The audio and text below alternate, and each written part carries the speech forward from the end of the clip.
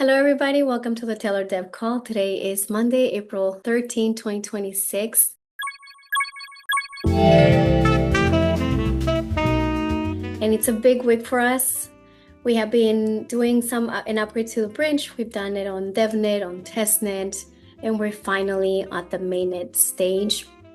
This is basically one of our last upgrades before we actually, or one of our more significant updates before we actually transition the rewards from mainnet Ethereum going to Tellor, legacy Tellor, to actually starting coming to the bridge and turning on, eventually minting on Tellor layer, which eventually we're just gonna call Tellor, by the way.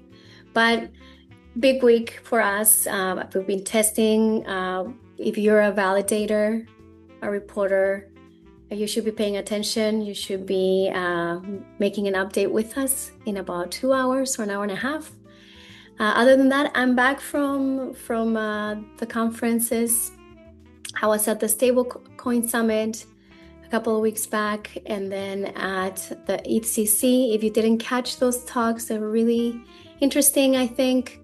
So you can now watch the recordings if you didn't catch him live. And with that, let's get started on what we're up to this week. Obviously, the big thing is we're doing an upgrade in an hour and a half, and we're getting ready for that right now. So let's get started. Spuddy. Hey, so my job this morning was to check and make sure all the bridge activity was settled, and I just got withdrawal 142 relay, which was the last and only missing thing. So now we're good to go for the bridge. If you're watching this call right now, the day we're posting it, please don't use the bridge, because we need to update it to the new bridge. And if you make a deposit while reporters are updating their addresses or might not have something configured perfectly because we have an upgrade today, then your tokens might not make it. They might just get sent to the void. So just don't use the bridge. And I'm going to go back to getting ready for those upgrades. Yes. Thank you, Spuddy. Yes, do not use the bridge. Please just give us about a day to make sure that everything goes well. I'll clarify that they won't really be sent to the void. They will just be kind of stuck. It would be recoverable, but it would be like kind of a annoying process, manual process to go get them with like a layer upgrade. I didn't want to put you on the hook for that, Tim. Yeah. So we just want to avoid that. Good clarification. But Tim, what are you up to today? A whole lot of monitoring the situation for this bridge upgrade, making sure everything's going as expected. I want to make sure everything's looking good going up to that point of the upgrade, and then after the fact, making sure everything looks correct. We'll do some test deposits and withdrawals. And make sure like the relay is going and all the monitors. Yeah. Right. Make sure we get through all of our checklist. So we follow a lot of best practices within the team, and sometimes it's tedious and time consuming, but it's worth it. So today there's going to be a lot of checklists to go through. Yeah. Thanks, Tim. Caleb. I'm also just going to be getting ready for that upgrade. For reporters that aren't running a validator, just know that there'll still be some update you'll need to do. You'll need to update the bridge address so that you can start monitoring and reporting for deposits on the correct contract. Other than that, things should go relatively smoothly for everybody. We'll be testing throughout the day, voting on the next proposal for tomorrow morning. So if you're a validator, also be ready for that. But yeah, other than that, if anybody has any questions, I'll be in the Discord. Right. Yeah, so I did mention that this week it's this update that we're doing today. It's one of our most significant ones. But tomorrow we have another one. So just stay tuned. This is a big week for us. All right. Dan. I wasn't able to find any more Big Mac data than the semi-annual what's posted, um, which is unfortunate, but we have nearly 6 months of data now. Okay. And Do we have any data that actually coincides with them? I just want to see how big of a difference there is. yeah, they do January and July, so Okay. we have January. Okay. Yeah, and unless I'm needed elsewhere, I'd like to get my code review program in our GitHub workflows. Yeah, please. Mhm. All right. So where is that going to live? It's gonna live in a separate repo? Or is it, I'm sorry, or is it gonna be just added to all of the workflows on all the repos?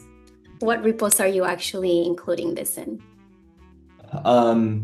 I'll start out with like something private just to see how it works because it's gonna take an API key. And yeah, probably every repo just added to a workflow file. All right. Not totally sure though. Yeah. All right. So that means it would run every time we do a pull request or we approve a pull request?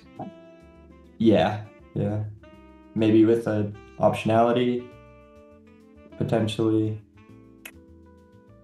All right. Yeah. We can think about that offline. We can brainstorm. Mm-hmm. Akram. Good morning. I'm testing the bridge signer that I built last week. Testing a back-end Fort Knox or Forta I think it's called. So I guess I had to create an account and like I'm doing real testing, but for some reason the signature hashes are not matching up, so I'm kind of debugging that. Hopefully be done with it. I'm planning to post it later today for sure. All right. Can you explain a little bit about this remote signer? What is it gonna help people do? So basically, we use the vote extensions from Cosmos for the vote. So the vote extensions are what we like. The data that is attested by the validators is sent to the bridge contract, and some people requested they wanted to do remote signing instead of having the keys live on the node. And so this is and since Tendermint key management system KMS is I guess mostly known by is mostly for the consensus and doesn't really have an interface to support remote sign-in for this for our purposes. So we're building basically a simple sidecar that you can use to do that. So there will be an interface extension in the layer code, and then the sidecar will be able to interact with that, and you can have your keys live, I guess, on a different computer or whatever.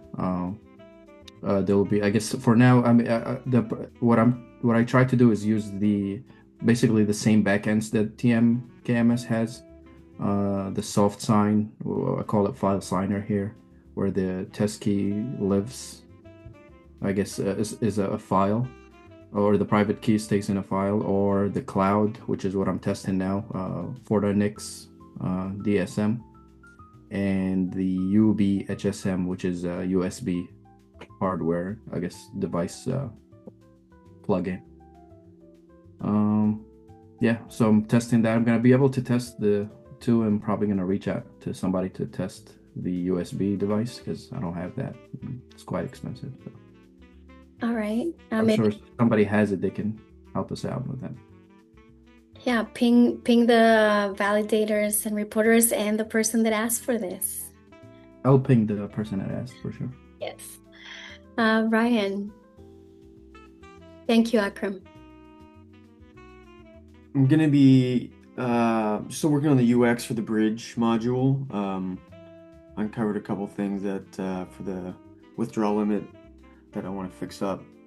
So yeah, I'll be working on that, and then once all the bridge stuff settles, we can get that Oracle out into the wild. All right. Well, hopefully everything will be settled by Wednesday, and then maybe we can do a code review on Friday again and just have some fun with it. Cool. All right. And with that, everybody, just pay attention. We have a couple of upgrades, one in about an hour and a half. I don't know if this video will be out by then, but then after that, we'll have one tomorrow. So just stay tuned, pay attention. If you have any questions, reach out. Spidey's always available, Caleb, Tim, but I know Spidey's mostly the most active. And with that, see you guys next week. Unless we have questions. No questions. All right. Bye, guys.